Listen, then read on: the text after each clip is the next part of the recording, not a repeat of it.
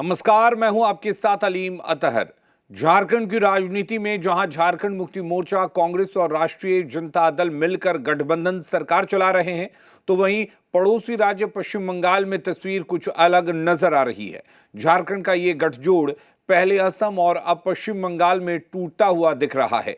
जी हां, असम में कांग्रेस से अलग चुनाव लड़ने वाला झारखंड मुक्ति मोर्चा अब बंगाल में भी कांग्रेस के खिलाफ टीएमसी के समर्थन में चुनाव प्रचार करता हुआ दिखाई देगा, जिसे लेकर झारखंड की सियासत में बयानों के तीर बदस्तूर चल रहे हैं।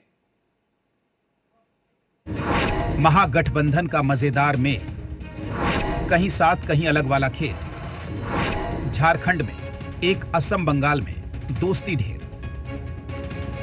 महागठबंधन की रोचक महाभारत असम के बाद अब पश्चिम बंगाल में दिखाई देने वाली है। असम में सहयोगी कांग्रेस से अलग चुनाव लड़ने वाला झारखंड मुक्ति मोर्चा अब पश्चिम बंगाल में भी कांग्रेस के साथ नहीं दिखेगा।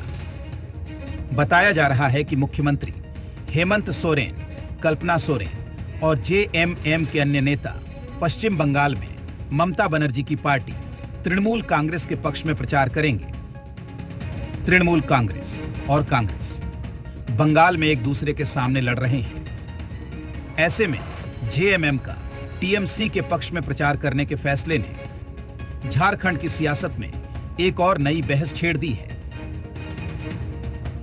बंगाल में हम लोग जाएंगे, माननीय मुख्यमंत्री जी भी जाएंगे, कल्पना जी भी जाएंगे वहाँ पर, और भी नेतागण जाएंगे, और हम लोग वहाँ पर भाजपा को परास्त करने के लिए, भाजपा को समूल नाश के लिए तृणमूल के साथ अपने लोगों के समर्थन को एक साथ करेगा। असम के बाद अब झारखंड मुक्ति मोर्चा का अगला मिशन पश्चिम बंगाल बन गया है, जहां पार्टी तृणमूल कांग्रेस के समर्थन में चुनाव प्रचार करेगी। जेएमएम के इस फैसले से कांग्रेस एक बार फिर हक्का बक्का हो गई है, लेकिन सीधे सीधे कुछ कह नहीं पा रही है।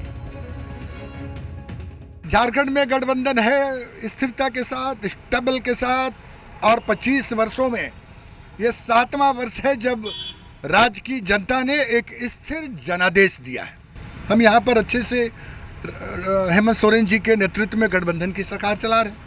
अब उनका पॉलिटिकल एजेंडा, हिमाचल में किसको सपोर्ट करेंगे, बंगाल में किसको सपोर्ट करेंगे, आसाम में किसके साथ जाएंगे, ये उनका अपना राजनीतिक स्टैंड है।